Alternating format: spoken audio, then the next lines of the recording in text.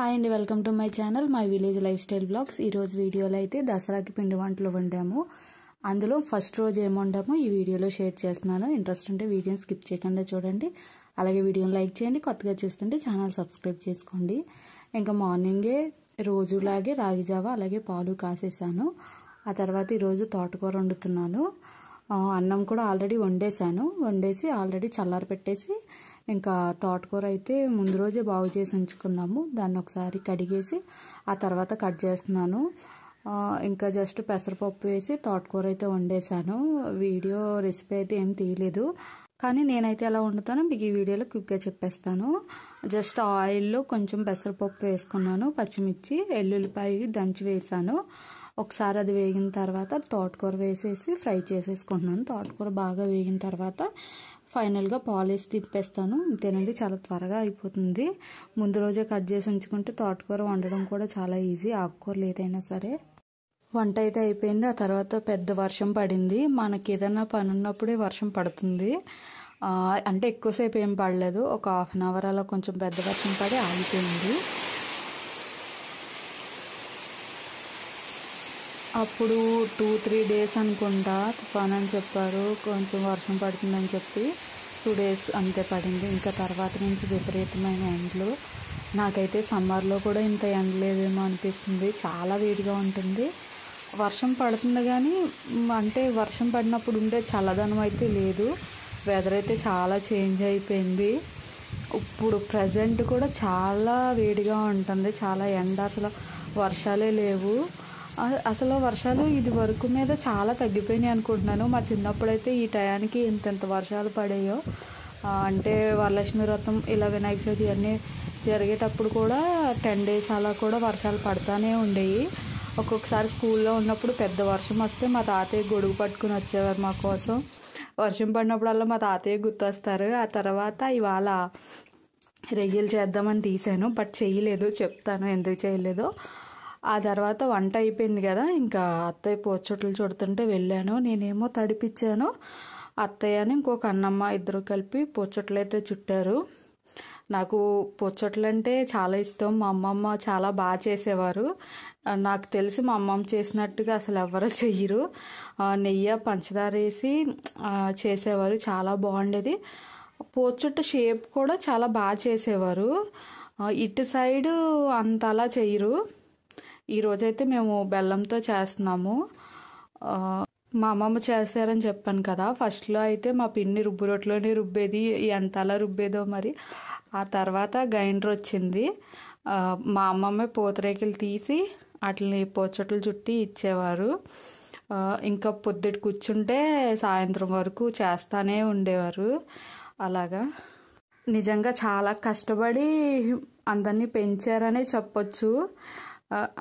ఆవిడ సుఖపడే ఏజ్లో ఆవిడ ఇప్పుడైతే లేరు.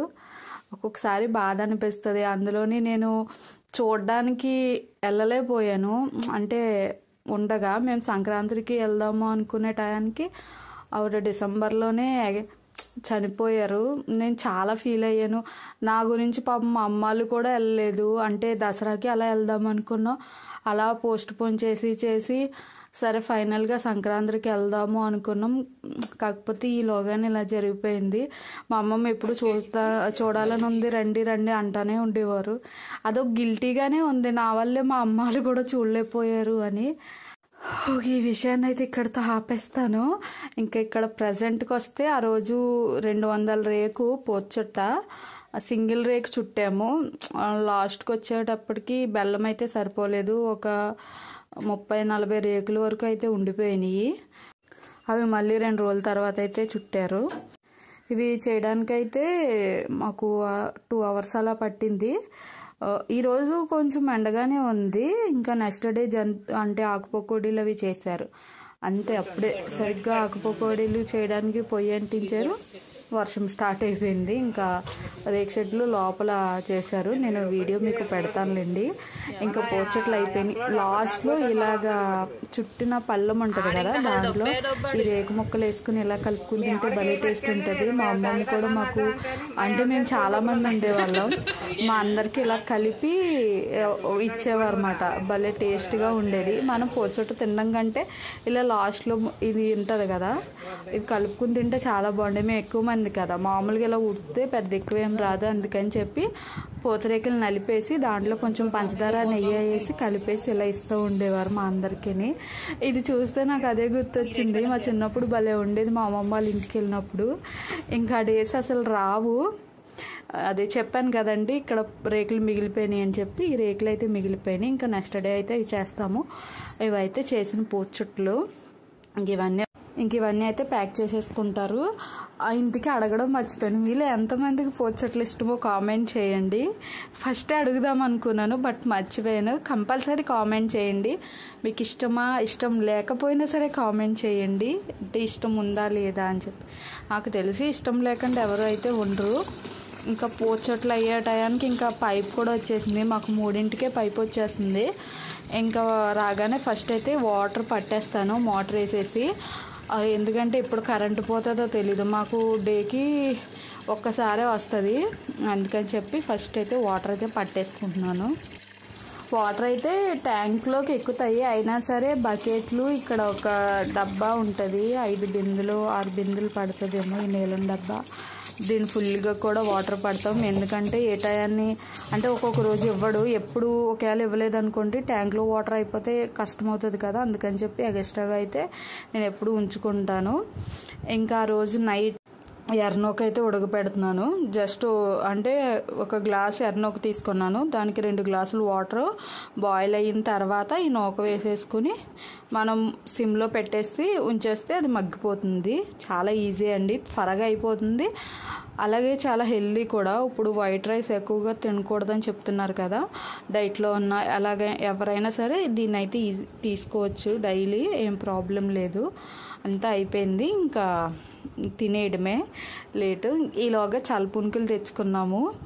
అస్సలు బాగాలేదండి, చూడడానికి కూడా బాగాలేదు, టేస్ట్ కూడా అస్సలు బాగాలేదు. మాకు నవడూరులో చేస్తారు, పలుమూరులో కూడా చేస్తారు, చాలా బాగుంటాయి. బట్ ఇవి అస్సలు బాగాలేదు. అసలు మేము తెచ్చుకోము, రేర్గా అసలు 2 మంత్స్కి 1 మంత్కి అలా తెచ్చుకున్నా ఇలాగే ఉంటుంది. మనం తెచ్చుకున్నప్పుడు అసలు బాగోవు. ఇంకా ఆ రోజు నైట్ ఇంకా ఎర్రనో కొడుకుపెట్టాను కదండి, అది తినేసాము. తినేసి ఇంక సామాన్లు కడిగేసాను. ఇంకా ఒక ప్లేట్ ఉండిపోయింది, కడిగిన తర్వాత తిన్న ప్లేట్ అని ఇంకా అక్కడ వదిలేసాను. ఇంకా తర్వాత రొయ్యలు వలడం అయితే స్టార్ట్ చేశాను. మీకు చెప్పాను కదా రొయ్యలు వలుద్దామని తీసాను మార్నింగ్ అని చెప్పి. ఇంకా మళ్ళీ ఐసు లేదు దానికి, అది తొక్క త్వరగా రావట్లేదని చెప్పి నేను ఫ్రిడ్జ్లో పెట్టేశాను సాయంత్రం వరకు. ఇంకా నైట్ తీసాము, అంటే భోజనాలు సామాన్లు అన్నీ అయిపోయి కడిగేసి ఆ పక్కన పెట్టేసిన తర్వాత ఈ రొయ్యలు స్టార్ట్ చేశాను. ఆల్మోస్ట్ 7:30 అనుకుంటా మొదలు పెడితే 9 అయ్యింది ఇవి, అంటే వలవడం. ఆ తర్వాత దాని లోపల ఒక తీగలా నల్లగా ఉంటుంది కదా, అదంతా మళ్ళీ చాకుతోటి నాటు పెట్టి అదంతా తీసేసి అప్పుడు క్లీన్ చేసి నేను ఫ్రిడ్జ్లో పెట్టేశాను. నెక్స్ట్ డే వండాను, చూపిస్తాను. నేను మా అబ్బాయికి బాక్స్లో వండాను రొయ్యలిగురు, అలా చేశాను. నెక్స్ట్ వీడియో ఖచ్చితంగా చూడండి. అలాగే నెక్స్ట్ వీడియోలో నేను చెప్పాను కదా జంతుకులు అవి చేసాము కారపూస అని, అది కూడా చూపిస్తాను. ఈ వీడియోనైతే ఇక్కడితో ఎండ్ చేసేస్తాను. ఈ వీడియో నచ్చితే లైక్ చేయండి, కొత్తగా చూస్తాను ఛానల్ సబ్స్క్రైబ్ చేసుకోండి. Thank you for watching. మళ్ళీ మరో వీడియోతో కలుసుకుందాం. Bye bye.